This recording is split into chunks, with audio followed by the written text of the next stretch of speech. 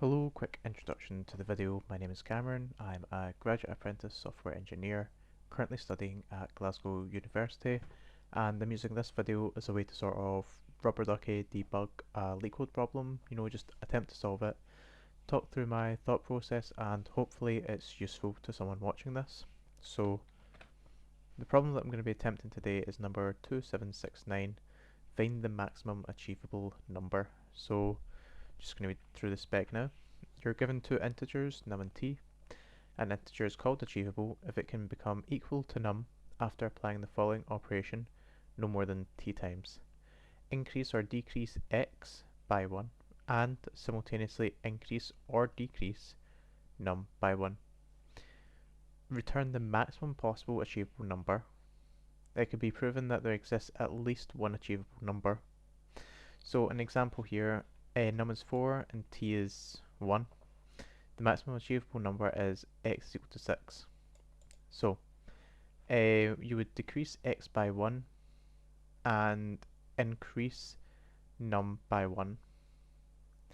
Now x is equal to 5 and num is equal to x is equal to 5 and num is equal to 5.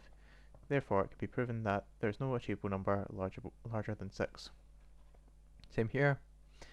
You decrease x by 1, increase num by 1, then decrease x by 1, increase num by 1. So,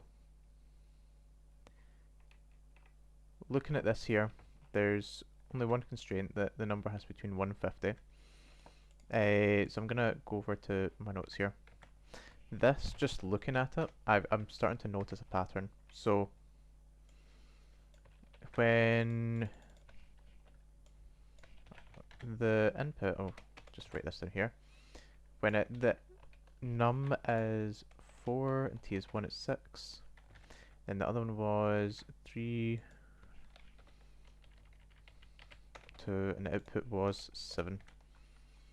So, here, we took t, we doubled it, and added it. Well, t doubled is 2. 2 plus 4 is 6. When we take this, t doubled is 4. 3 plus 4 is 7.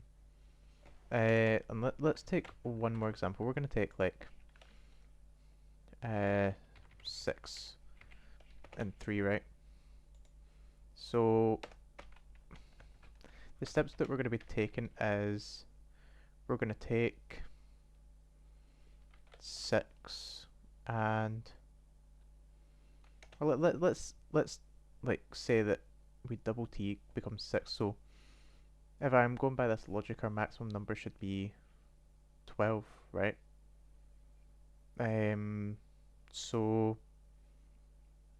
if I take 12, or we do 6 plus 1 is equal to 7, 12 minus 1 is equal to 11, and then we do 7 plus 1 is equal to 8, 11 minus 1 is equal to 10, and then lastly 8 plus 1 is equal to 9, and 10 minus 1 is equal to 9.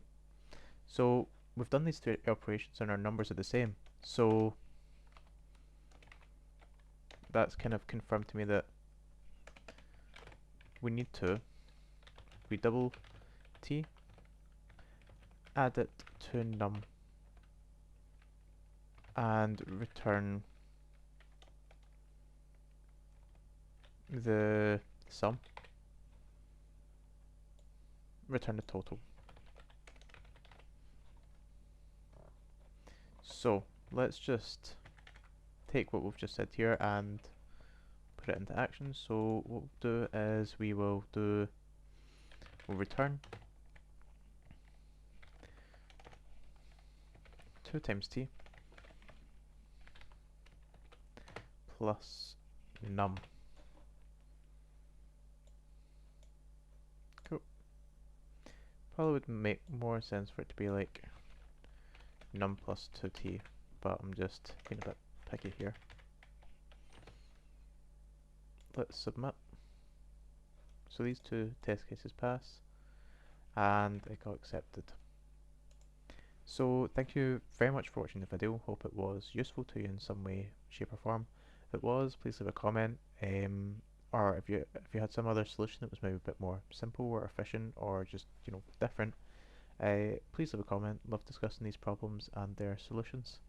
So, yep, thank you once again for watching the video, and I hope you have a great day. Bye.